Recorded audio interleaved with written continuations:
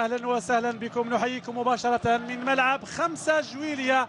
ملعب 5 جويلية الذي يحتضن قمة هذه الجولة 22 من الرابطة المحترفة الأولى موبيليز. ديربي كبير حتى الآن، هو كبير بالأنصار الكثيرين، أعداد أنصار بالآلاف تنقلوا إلى ملعب 5 جويلية لحضور هذا الديربي الكبير الذي نتمنى أن نستمتع سويا من خلال النقل المباشر لهذه المباراة التي تجمع بين الجارين المولودية والاتحاد. مباراة لفض الشراكة بين فريقين يحتلان نفس المرتبة بنفس الترتيب من النقاط 34 نقطة. سيكون إلى جانبي على خط التماس يوسف رزيق لتقديم ما يخفى عن المشاهد على خط التماس. يوسف رزيق، مساء الخير. مساء الخير مسعود، تحية رياضية لك ولجمهور الرياضي الكريم.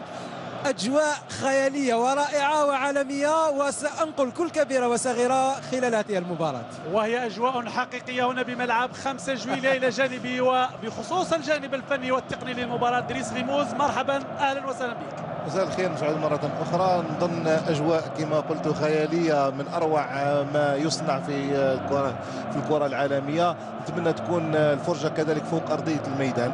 الزملاء التقنيين بقيادة المخرج هيكل قاسمي يقدمون لنا هذه الصور الجميلة مباشرة من ملعب 5 جويلية. قلت الديربي وفى بوعوده من خلال الصور الجميلة فوق المدرجات. نتمنى أن تكون الفرجة وتكتمل الفرجة داخل أرضية الميدان. هي صور يعني يمكن أن نتابعها دون تعليق لأنها صور تعلق عن نفسها بذاتها.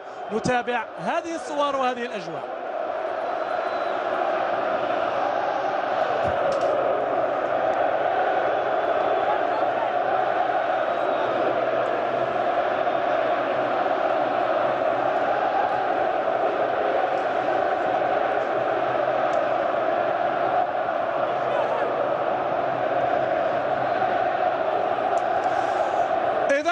صور جميلة فوق مدرجات ملعب 5 جويلية. نتمنى قلت أن تكتمل هذه الصور من خلال المباراة، من خلال أداء الفريقين، ونستعرض سويا تشكيلات كل فريق. بينما هذه صور قبل المباراة طبعا لجمعية من بجاية للمنادات بضرورة احترام الروح الرياضية ونبذ العنف الذي ننبذه من كل ملاعبنا. هي إحدى المبادرات التي تتواصل في هذه المباراة. قلت مولودية الجزائر شوش